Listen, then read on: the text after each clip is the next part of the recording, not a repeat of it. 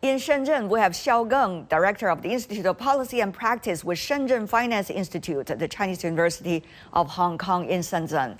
In Beijing, Liu Baocheng, Dean of the Center for International Business and Economics from the University of International Business and Economics. Welcome to both of you, gentlemen. Now, we understand there must be something in it when the Chinese media have been putting so much effort in reporting about one trip made by the Chinese president to central part of China, to the province of Hunan. Why is it, Professor Liu, to you, what caught your eyes?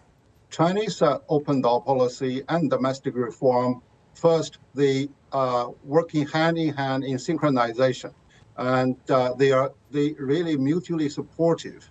And the other part is that Chinese open door and reform was conducted on a gradual but a rigorous basis to spread from the coastal area to the central China and then extend to all across the nations. Hunan as an important mission where the Communist Party actually a large part was really born in Hunan.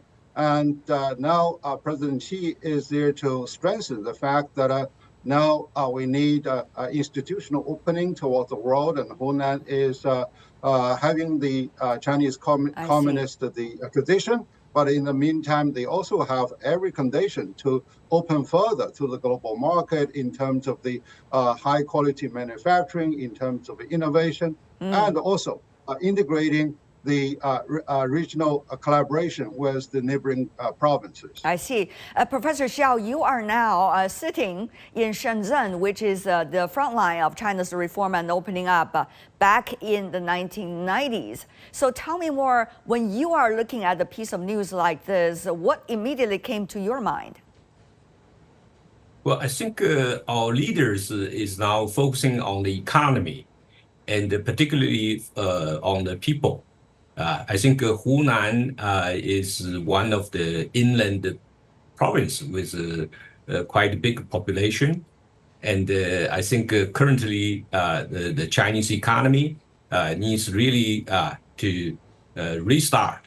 So I think the signal is very clear that our leaders would like us to really do something to jumpstart the economy and it is using a kind of slogan, which is trying to bring a lot of, incentives and good things, putting them together. So it seems that both of you are suggesting this is quite a symbolic move, not only about the efforts needed for developing the economy and the growth of the economy, but also to indicate there is a need and also actions followed to synchronize the movement of both the inland area together with the places in China which are already quite opening to the outside world. But besides that, Professor Liu, I know there are several areas of reform and opening up, particularly being mentioned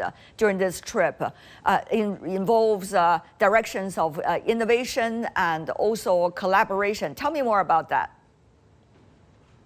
Well, when we say it's symbolic, it is also very substantial because over the past few years of the disruption by the pandemic, it was not only isolating people, but also hampered the people's confidence to work towards the world. And there has been a lot more noises that are popping up that whether China shall continue to open the door, whether China shall continue to deepen its reform. I think now President Xi's presence in Hunan is really giving the right answer together with the resolution from the two sessions and the government report that China is continuing to revitalize the reform and further open the door. So therefore, it is there to obstruct some of the negative noises that are there to dredge the feet of the Chinese opening and reform. Coinciding with it, by the way, we see a specific list of policies, 24 of them, as rich as that, coming from the State Council almost on the same day, talking about China's willing to open up for more foreign investment and for more collaboration on innovation. It's a long list of preferable policies. So Professor Liu, when you put these two things together, what are some of the major points that you think foreign investors looking at our conversation, if they are, and thinking, these are the information that maybe I should look into once again?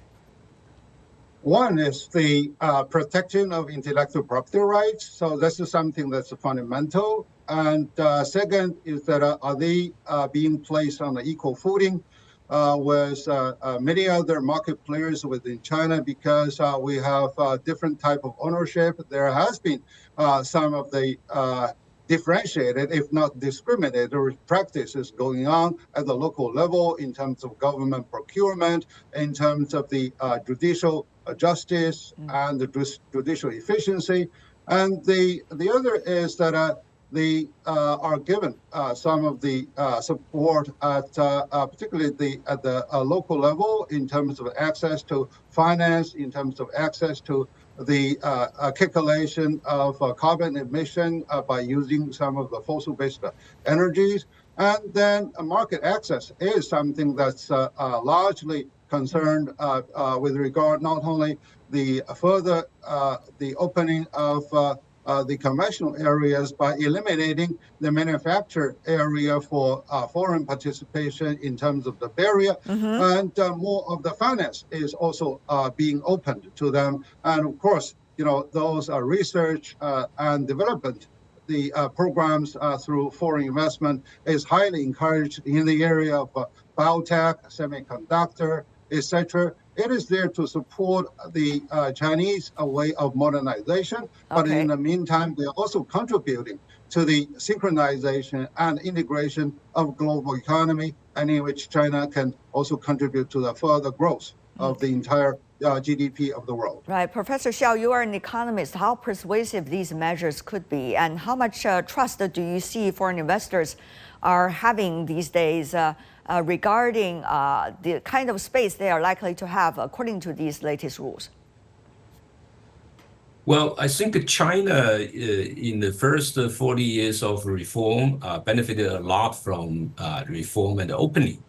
And now we are actually entering into a period, because of the geopolitical tension.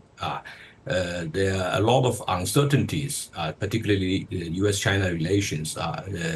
So that's why a lot of connection between China and the America and Europe actually faced with a lot of challenges.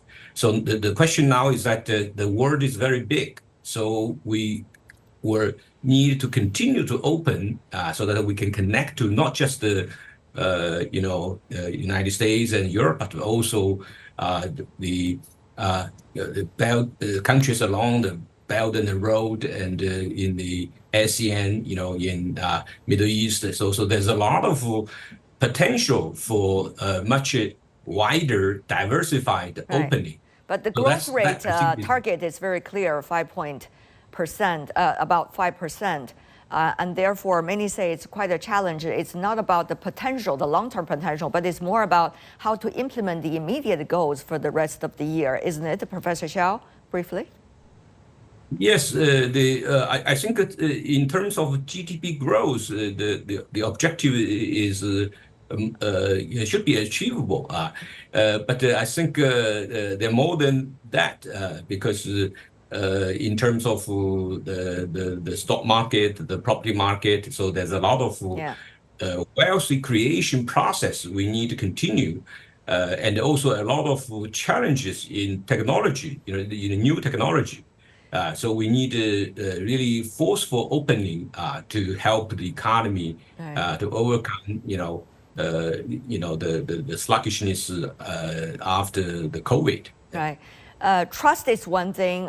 Favorable policy, of course, could always winning more support from the business community. But there's also a pressure from all sides for businesses as to where they want to invest, what to invest about, and what kind of cooperation they could have, and how big will the cooperation projects eventually be. Professor Liu, so your thoughts on the latest policies vis-a-vis all these complexities that businesses are really really facing every day?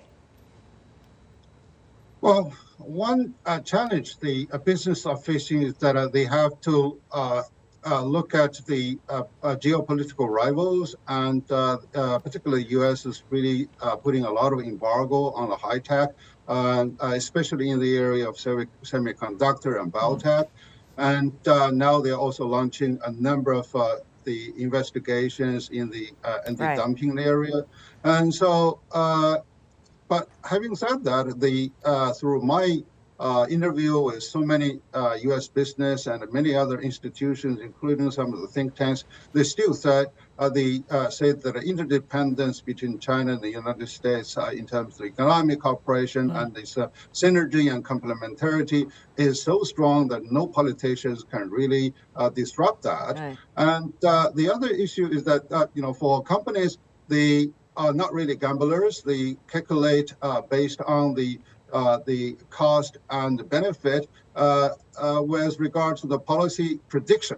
So therefore, by offering the promise in terms of the rule by law instead of flexible policies is something that is utterly important.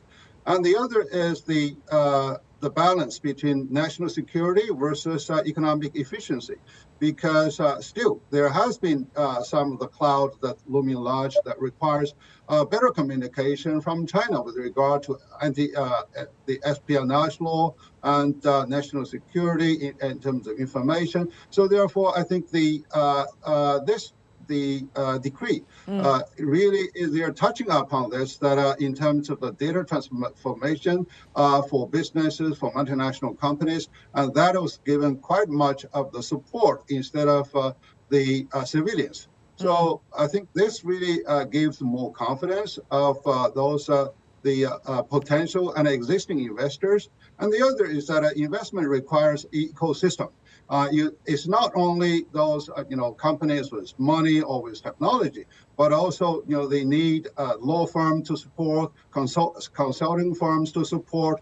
So and also they get how they can really be provided with the social amenity, because some of the expats require the whole family to visit them or to live with them for quite a period of time.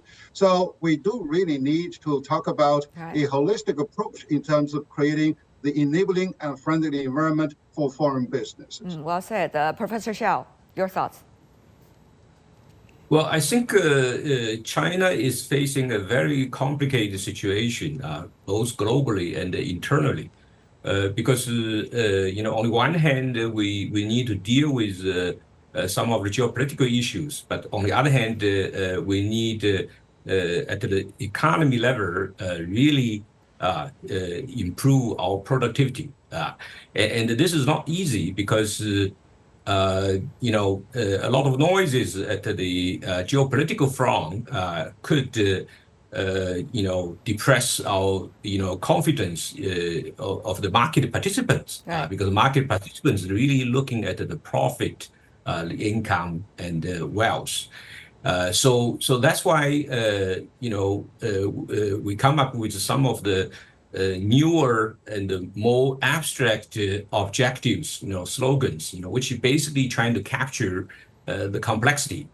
And for example, the new means that we have a new, global situation, global environment, and also new technology, right?